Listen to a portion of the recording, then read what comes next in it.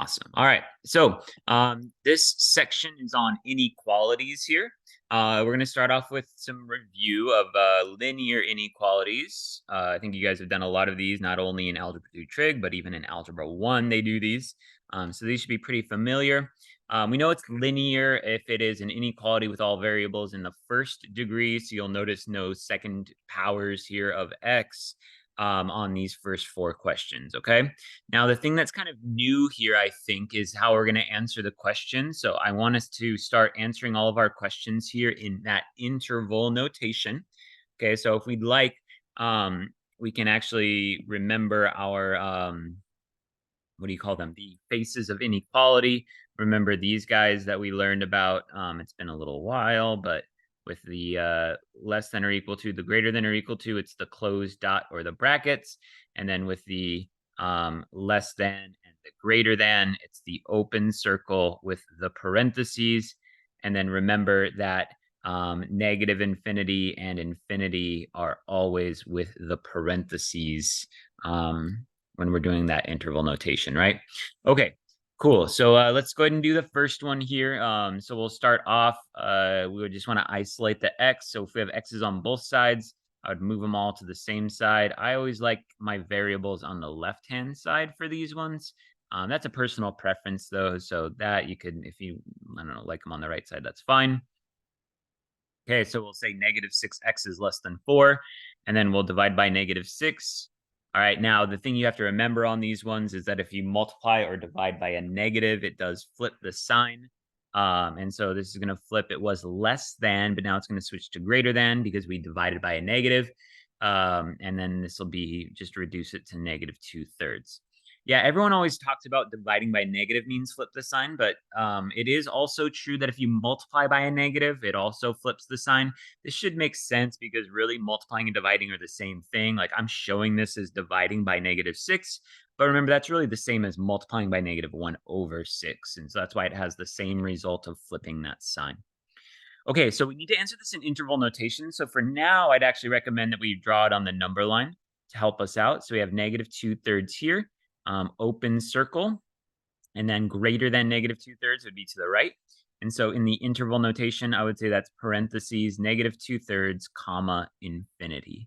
Remember that when it's going right forever, then that should be your second number in the interval notation should be infinity always, okay? We have negative 2/3 with a parentheses because of the open dot. We have infinity with a parentheses because infinity is always with parentheses. Anything else I wanted to say on this question? Yeah, just if you can ever get to a point where you can skip the step where you're drawing on the number line, that's fine with me. That's not a necessary step. So if you can jump right from the inequality to interval notation and you're consistently getting that correct, then that's great. Do that. If you're having some issues with it, I'd recommend going to the number line in between. Just makes it a little bit easier to visualize. All right. Awesome. So let's move on to number 2 now. So for number 2, we are going to isolate the variable again. Now, this is what we call a compound inequality. It's kind of like there's 3 pieces to it. So just when I add 2 to this, I have to add it to all 3 sides like that. Okay. Let me redraw that. Cool. So this will become 6 is less than or equal to negative 3x is less than 15. Okay. And then I would divide all sides by negative 3. Now, the same rules apply here. Since I am dividing by a negative, I do need to flip these signs. So this one's going to become negative 2. We're going to flip this to greater than or equal to. This one in the middle will just be x now. And then we'll flip this to greater than again, because we divided by negative. We got to flip the sign. And then we'll put the negative 5 out there. Okay. Awesome. So now when we draw it on the number line, I do need to remember which one of these is smaller, negative 2 or negative 5. Well, remember a bigger negative is actually a smaller number. And so negative 5 is the smaller number and negative 2 is the bigger number. So I need to put them on the number line in order. So I'm going to put the negative 5 first. The inequality does not need to be written in order as long as the alligators are both eating the bigger number. So you can see here that both of our alligators are eating negative 2 instead of negative 5, which is good because negative 2 is bigger than negative 5. Remember, a smaller negative is actually a bigger number. Okay, so now our dots here, we're going to have a closed dot on negative 2 because we can see when x is connected to negative 2, it has the or equals to. And we're going to do an open dot on -5 because we can see there it does not. And then x is just going to be in between these. So our interval notation would be -5, -2, with a parentheses around the -5 and a bracket around the -2.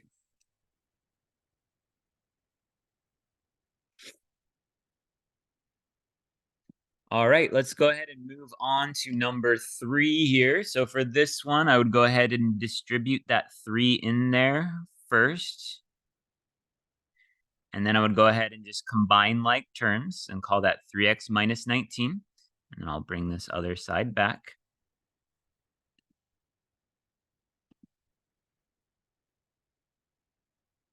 -19 plus 3x greater than. Okay. Now, some of you are probably noticing we got like a little Spider-Man meme situation going on here. It's really the same thing on each side. Now, what that means on the inequalities is actually a little bit different. We need to be a little bit more careful on these ones than on the equations. I'm going to go ahead and cancel out the variables here. So I'm going to subtract 3x from each side because I want to see what's left over here when those do cancel out. Now, the rules on this, I would actually look and see when you cancel everything out, all right? The rules are actually kind of the same because if you get left with a true statement, then it is going to be all real solutions or all real numbers. If you get left with an untrue statement, it's actually going to be no solution. Now, this statement that I have, -19 is greater than -19, is that true or false? Well, I'm going to say that that is a false statement. um, -19 is not greater than -19. Now, if this said greater than or equal to, I would agree with it. I would say it's a true statement. But if it says greater than, -19 is not greater than -19. So I'm going to say this is false, and therefore this has no solutions. So yeah, let those variables cancel out. Then take a look at it. If it's a false statement, we're just going to say no solution. Okay. All right. Next up, then we'll do number 4. So for number 4, again, I'll distribute into there. Combine like terms.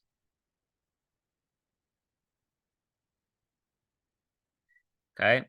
Then we're going to get all the variables on one side again. Now I notice again here that my variables are going to cancel out.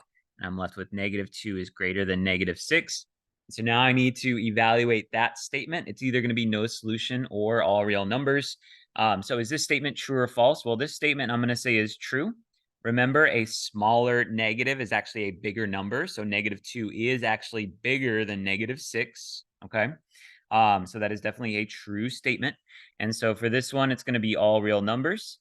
Now, for all real numbers, we can actually write this in interval notation. So I'm going to do that. It is -infinity to infinity. We don't really have an interval notation for no solution. Sometimes they call it like an empty set. They'll sometimes draw it, I think, with like a 0 with a line through it. But most of the time they'll write no solution. But for its all real numbers in interval notation, we could write that as -infinity to infinity because that, as I think you can see, covers all real numbers. Okay. Awesome. All right, so that's linear inequalities, and like I said, that should be review. Those are, I think, pretty easy. But now we need to get into these other ones that I don't think you guys have done before that are much more difficult, unfortunately. Okay, but good news, we're gonna do probably the easiest two of them that we can do today, as a nice little soft start. Okay. All right, so nonlinear inequalities we have next, okay? So a nonlinear inequality, we can always identify it's an inequality. Oops, I need to write that. It's an inequality with a variable to a higher degree is mostly what we're going to be focusing on. We might also see variables in the numerator or denominator of a rational expression, but we'll see that later on. Today, we're just going to do like the higher degrees. So we can see these are both second degree inequalities here because they have a second power. Okay. All right. So the first two steps are going to be very similar, familiar to you. So you're going to get one side to 0 and factor. That sounds good. But after that, it's going to change, okay? So we're going to put these numbers on the number line that make the expression 0 or undefined. And then we're going to start off today doing option 1. And then I'll end up today introducing option 2. But let's talk about option 1, test values in the gaps to see if they make the expression positive or negative. and then express your answer in interval notation. Okay, so let's go ahead and do that on number 5. So on number 5, we first need to get one side to 0. I hope you can see that that's already done. All right, step 2 is to factor, and so that would make sense. So we got to think of two numbers that multiply to 6 and add to -5. Always tricky with the 6s and 5s, so make sure we double check here. I think this should be -2 and -3 here. That's going to multiply to a +6, yes, and then add to a -5, yes. If you were thinking -6 and +1, that does work to add to -5, but that's going to multiply to a -6, so it doesn't work out. Okay, so this one, we have no number in front of our x squared, so we can do the shortcut here. Just call it x minus 2, x minus 3 is less than 0. Okay, less than 0. All right, great. Now, I need to do a quick side detour here because this is where the technique really changes from solving equations. So I want to make a note over here. I'd like you guys to do the same. This does not mean that x minus 2 is greater than 0 and x minus 3 is greater than 0. That is not what that means. Now, if we were solving an equation, then we are allowed to split it up and equal it to 0, right? So that's why I'm saying this is, oh wait, I drew it wrong. Sorry. It should be less than 0 and less than 0. It doesn't mean that either. Okay, it doesn't mean it either way. We're not allowed to just split up these factors and set them less than 0 or greater than 0 or anything like that, okay? We're not going to do it that way. We're going to get wrong answers if we do, all right? So what do we do instead? Well, what we actually do is we're going to draw a number line, and then on the number line, I'm going to put two numbers. I'm going to put the numbers that make each of these parentheses 0, and so I think we all know at this point that that's going to be 2 and 3 are going to be our numbers on the number line, right? The x values that make those parentheses 0, okay? I can also already draw the dots on these. I already know that these are both going to be open dots because there's no line under the alligator, so that's like our usual rule there. All right, it's a less than, it's not less than or equal to, okay? Awesome. Now, the next thing we're going to do here is we're going to do what option 1 says on step 4, test values in the gaps to see if they make the expression positive or negative, okay? So here's how we're going to do that. I'm going to go, we can see here that when we have these two numbers, to me, it creates 3 gaps. So the first gap is like over here, the number is less than 2. The second gap is like the numbers in between 2 and 3. And then the third gap is the numbers greater than 3. So I need to test each one of these gaps. So I'm going to start on the far left. I'm going to say x equals, and I just need to pick any x value in this gap. It does not matter. I can pick, so you can think of some numbers that we could select over here. So we could select 1, we could select 0, we could select -1, -5, or -10, right? So any negative number or 0 or 1 will work for us here. Now, I'm going to go ahead and select 0. I'll tell you that whenever, no, I don't pick these randomly. I kind of try to pick the easiest number I can think of that's in that zone. And so if I have 0 in the zone, like I'm always going to use that number because to me, 0 is like the easiest number to work with. Okay. Awesome. So now that we have that down, what we need to do is plug 0 into the expression. Now, which version of the expression are we going to plug it into? Are we going to plug it into the standard form, the simplified form with no parentheses, or the factored form with parentheses? Well, good news is it doesn't matter. You're technically allowed to plug it into both, either. Most people always plug it into the factored form, so I'm going to go ahead and do that. And then they show their work. They draw like 2 parentheses down here, so you can go ahead and do that. And so I'm going to plug in this number 0 into both of these parentheses. And I don't care what the answer is numerically. I only care if it comes out positive or negative. Okay, that's all we care about for these problems. So x minus 2, if I plug in a 0, 0 minus 2, that comes out negative. So I'm going to draw a little negative sign right there. Okay. Try to draw it better. It looks like the Nike sign. All right, let's do a negative sign. Perfect. All right, now we're going to plug in 0 in for this x as well. 0 minus 3 is also negative. And then I realize, okay, this is going to be a negative times a negative. So this whole zone is going to be positive. So if I plug in any x value that's less than 2, it's going to come out positive. I think you could see here, if I picked 1 instead of 0, I would have gotten the same result. If you take a look, like 1 minus 2 is negative, right? 1 minus 3 is also negative, and that would have worked out to multiply to a positive. If I would have picked like x equals -10, I would have gotten the same result. -10 minus 2 is negative. -10 minus 3 is negative. Negative times negative is positive. So that's why it didn't matter what number I pick here. Whatever number I pick, as long as it's in that zone, is going to give me the same answer as any other number in that zone. That's why we don't need to test all the numbers. We just need to test one of them. Okay. Awesome. So that zone is positive. So if I plug in any x value from that zone, it's going to come out positive. Now I'm going to plug in an x value from the middle zone. So our middle zone is in here. So I'm going to have to pick an x value in between 2 and 3. Now, some of you may be thinking, hey, Mr. Berry, there are no numbers in between 2 and 3. To that, I would disagree. Does anybody know any numbers between 2 and 3? Can somebody type in a number in between 2 and 3 in the chat? Trying to think of one. Oh, Darren, 2.5. Yeah, okay. So I'm seeing a lot of people are saying 2.5. That is the number that I would pick. Now, is that the only number we could pick? No, we could pick 2.4 or 2.6, whatever you want. 2.5, though, sounds good enough to me. So I'm going to test that now. So now we're going to plug in 2.5 into both of these parentheses and see what happens. Okay, so now when I plug in 2.5 into the first parentheses, 2.5 minus 2 is actually positive now. But 2.5 minus 3 is still negative. So positive times a negative means that this whole zone, if I plug in any number in between there, will come out negative. Okay, next up, now we're going to test that last zone. So the last zone is any number greater than 3. Now, if I'm doing this problem, I'm just going to go ahead and use 4. Is that the only number you could use? No, we could use 5, we could use 6, we could use 10, we could use 100, okay? So any number that is in that zone we can use, okay? And once again, we're going to plug it into both of these parentheses and see what happens. All right, so 4 minus 2 is obviously positive. 4 minus 3 is also positive, and so any number from this zone is going to come out positive. Okay, so that is good for our setup here on our little chart.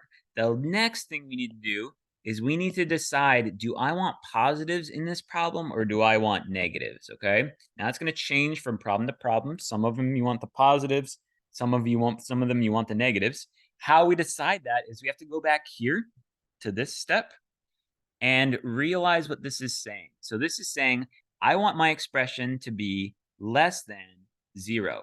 Now, what does it mean to be less than 0? Does that mean negative or positive? Let's say in the chat, less than 0. What does that mean? Does that mean I want positives or I want negatives?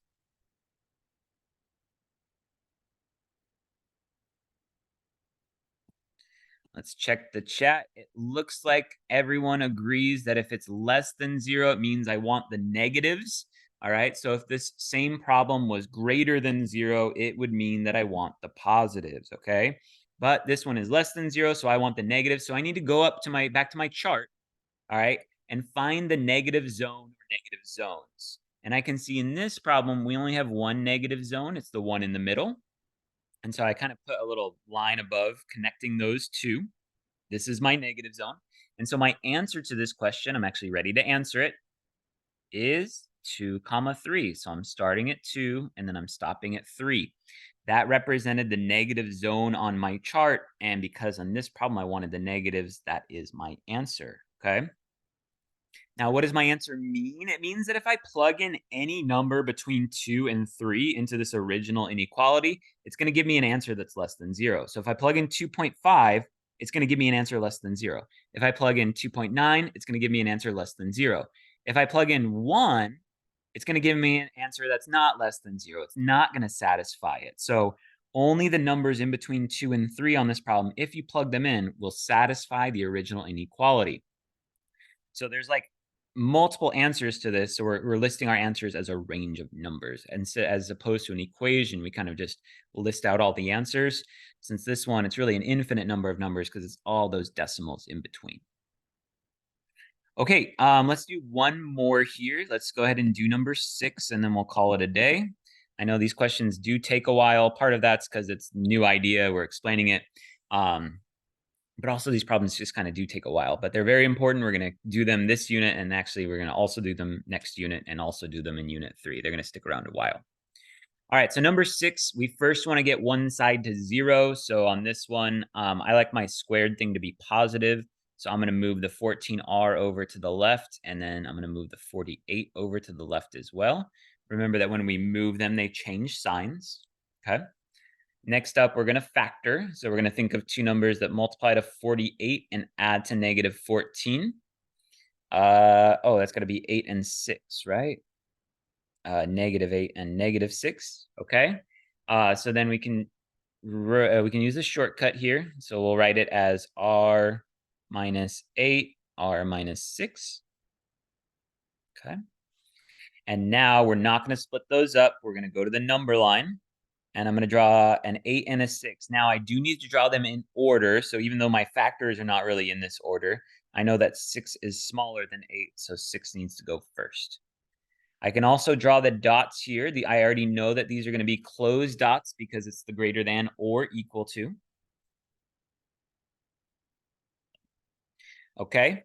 And so now we're ready to start testing here in our gaps. So we'll test the first gap. I see the first gap has 0 available. So I always like to use 0, although you could just as easily use 5 or 4 or 1 if you really want to.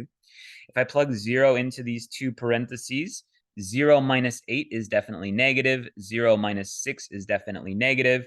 And so this whole zone is positive. Okay. Now I will test the gap in the middle. So this time I do have an integer in between these two. So I can use x equals 7 if I'd like. I could definitely also use x equals 6.5 or 7.5 if I really wanted to. I don't know why you would. 7 seems like the easiest number in there. So 7 minus 8 is negative. 7 minus 6 is positive. So this is a negative times a positive. So this is a negative. All right. And then our last zone here is greater than 8. So I'd probably just use x equals 9. Of course, again, you can use 10 or 100 if you want. So 9 minus 8 is positive. 9 minus 6 is also positive. And so this whole zone is positive. Okay, now a little bit different on this one is that if we look back, the original one was greater than or equal to 0. And so that means that I want positives this time. Okay, so if it's greater than 0 or greater than or equal to 0, it means we want the positive zones. If it's less than or less than equal to 0, I want the negative zones. Okay, so where are my positive zones? Well, I have one that's going out this way, and then I have another one that's going out this way. So for this one, I'm going to have 2 intervals.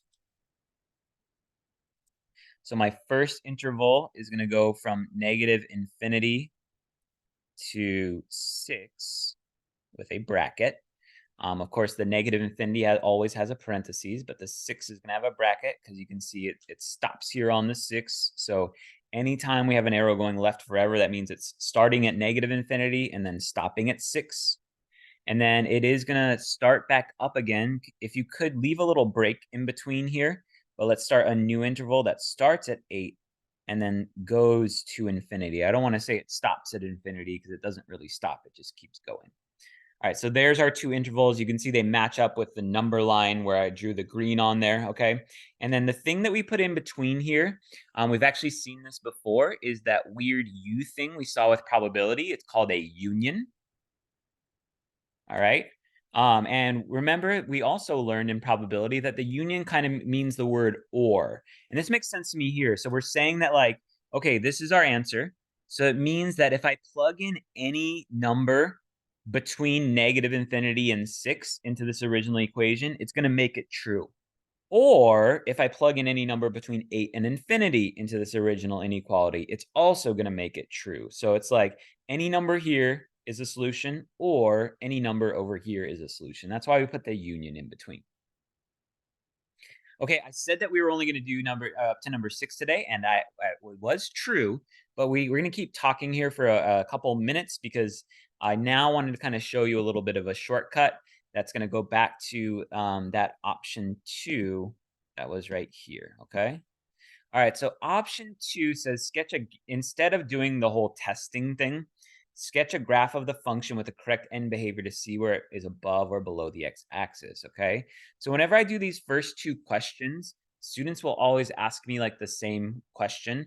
And the question they always ask me is like, "Hey, Mr. Berry, look at this pattern. It goes plus, minus, plus on this problem. And then on this question, it goes plus, minus, plus again." So the question is the pattern of those pluses and minuses, is it always the same? Is it always that plus, minus, plus? And to that, I'm going to say no. It's not always, but it is a lot of the time. And how do we know if it's that same plus, minus, plus pattern every time? Well, if the original, like when you factored it, if it was a positive x squared, it's actually always going to be plus, minus, plus. Okay. We see this one had a positive x squared. This one right here had a positive x squared. It's always going to be that plus, minus, plus. And the reason why is that a positive x squared, if you draw the graph, is like a positive parabola. So if you think about a positive parabola, it's always starting high and then low in the middle and then high at the end like that, right?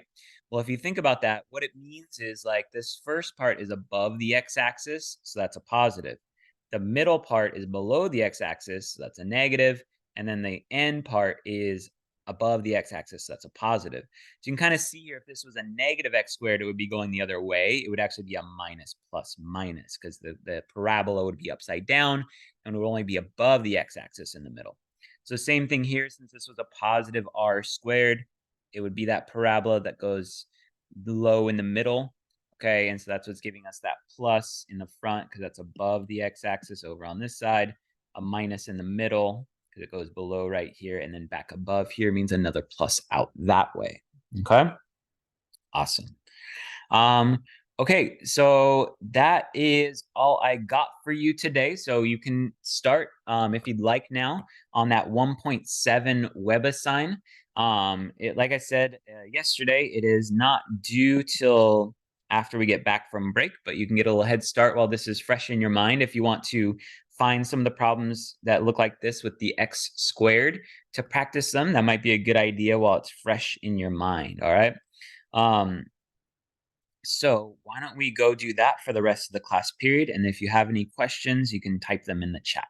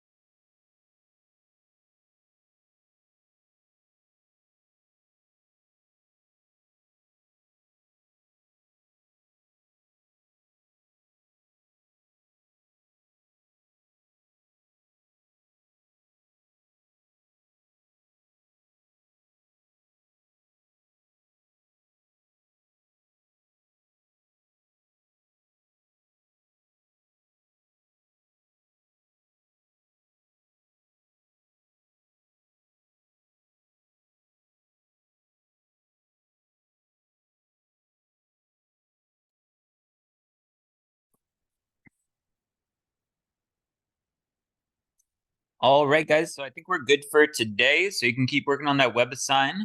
And we'll see you tomorrow. Bye. Thank you, Mr. Berry. Bye. All right, bye.